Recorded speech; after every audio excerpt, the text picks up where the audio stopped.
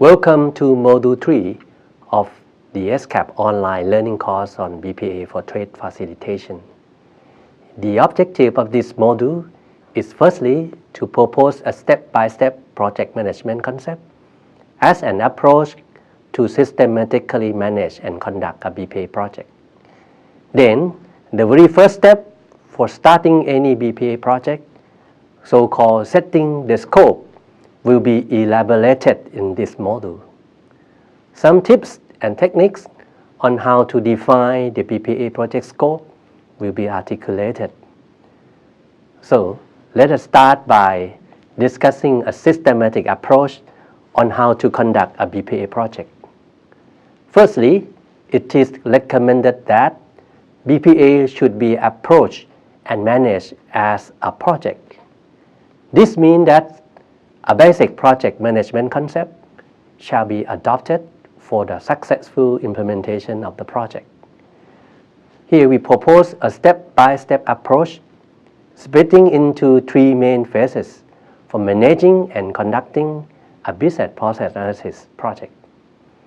The three main phases are described as following. The first phase is called scope setting and planning. The objective of this phase is to specify a scope of business processes to be analyzed and also develop the plan to conduct this analysis. Again, we may notice that the scope of a BPA project could be very specific or could be very broad.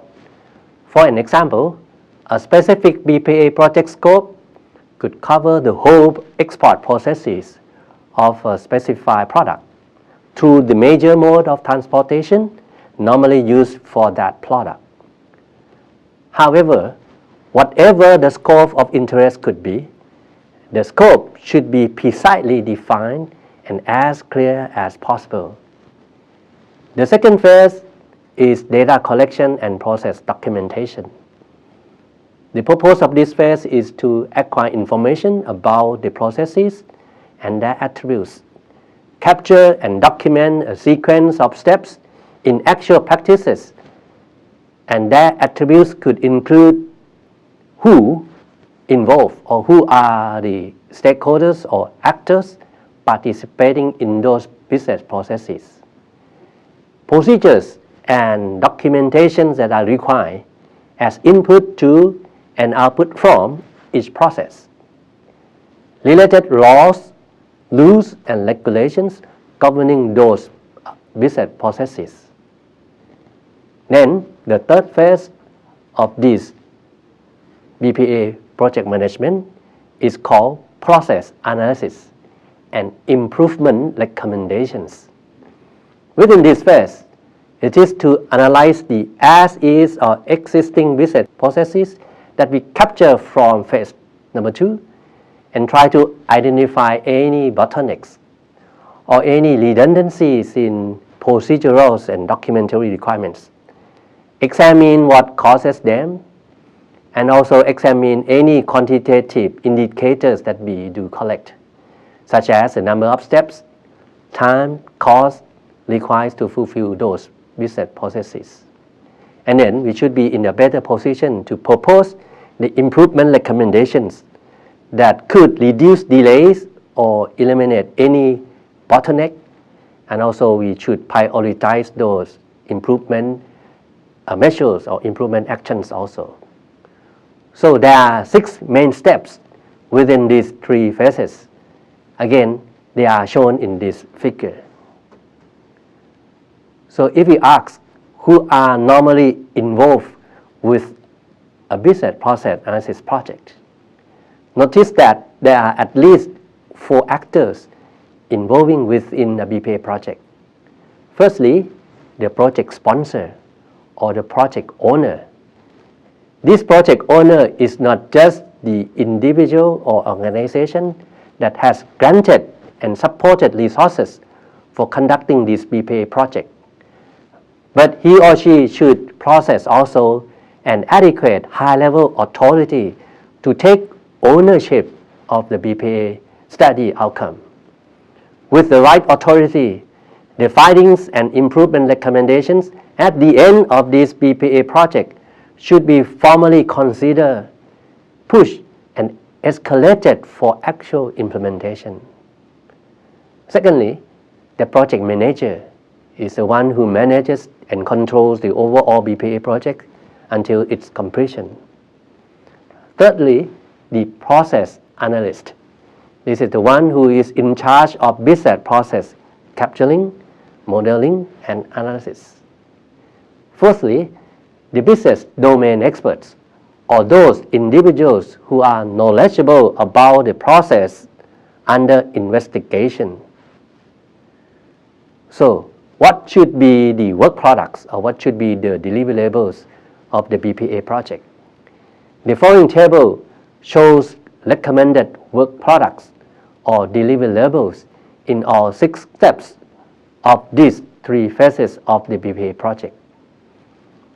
For an example, in step number 1, which is about defining the BPA project scope, it is recommended that the work product or deliverable of this step is the use case diagram. This is because the scope of the BPA project could be visually and more precisely defined with a use case diagram, since the determining all key business processes and process actors could illustrate how large the process coverage would be. For other deliverables during the BPA project execution, they will be discussed further in more detail in the subsequent modules. So now, we come to the second part of this module, which is about step number 1 of defining the scope of a BPA project, which will be discussed next. Some tips and techniques on how to precisely define the BPA project scope will be explored. The important tip is to determine the scope of a BPA project with more precision by drawing a use case diagram. This means that at least the following 3 important information need to be articulated and considered, namely actors or stakeholders, secondly, high-level or main business processes, and thirdly, relationships among those actors and main processes. So who should involve in defining this BPA project scope?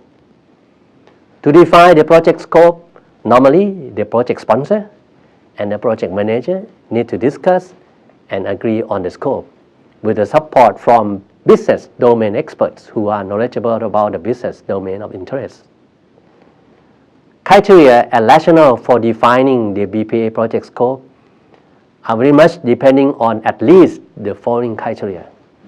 Definitely the first one is the business domain of interest. The domain of interest could be just for a single organization. For example, the coverage could cover the procedures and document transactions required within a particular government department. Or the domain of interest could cover procedures conducted across several relevant organizations. For example, we might be interested in looking at the detailed joint inspection and customs clearance procedures conducted by custom officers and also representatives from other regulatory agencies. Again, the scope of the BPA project could cover several kinds of coverage. As we mentioned earlier, the coverage of the international supply chain under investigation could be very broad or very specific. For example, it could cover perhaps only buy, ship, or pay, or all 3 main of these business processes. In several cases, the coverage might be based upon the environment and conditions in which the business domain of interest operates, such as the specific mode of transportation, term of delivery, term of payment, the country of destination, or the country of origin, as few examples. The BPA's project scope could be dependent upon some strategic importance because of a public sentiment or public interest or maybe depend upon our legislative priorities or some economic rationales. For example, within a country, you might be interested in looking at some strategic export product or perceived threats in the international trade to our country. So, for the tips of defining the BPA project scope are as following. The first one, we should be precise on the scope of the BPA project. By specifying the environment and conditions in which the business domain of interest operates at the early phase of the BPA project. Try to set the scope from the project beneficiary's perspective. This is very important. For example, with limited resources, a detailed modeling and analysis of business process for exporting one product may not be possible. In this case, the project may emphasize only upon the project beneficiary. For example, if the project beneficiary is an exporter, the emphasis may be about what the exporter has to do in order to ship the cargo to the country of destination. Or if the beneficiary is a carrier, the emphasis of our BPA project scope could be about what the carrier has to do or what the carrier can improve in order to leave the port of departure. In some certain cases, if the project scope is relatively large, we may break this big project into several small sub-projects. For example, if the project scope requires the analysis of business process for exporting up to 10 strategic products for the country, we may break this project into 10 sub-projects and define the project scope for each of them. So to be precise in defining the BPA project scope, it is recommended that we should develop a use case diagram.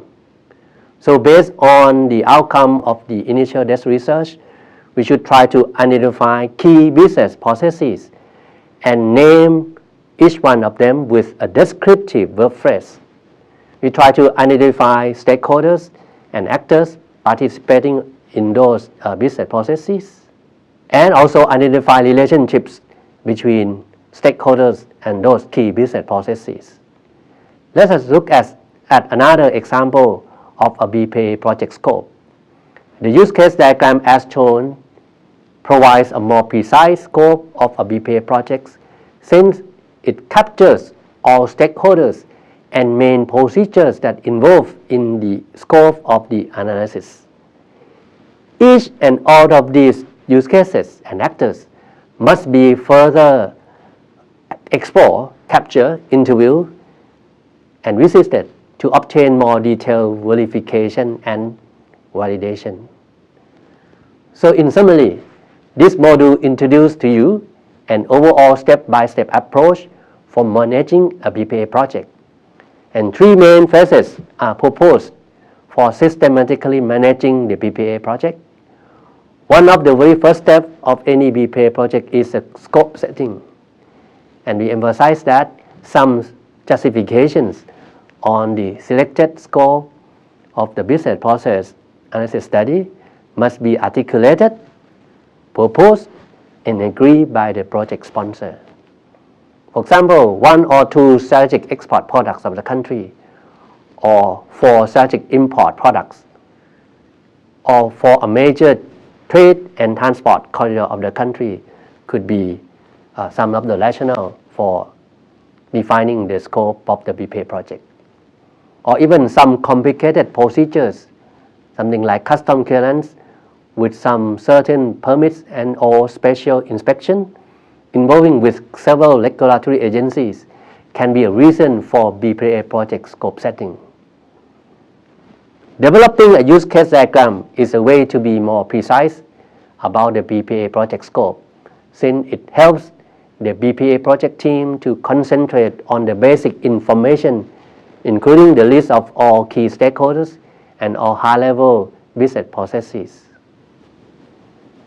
So now, we reach the end of Module 3.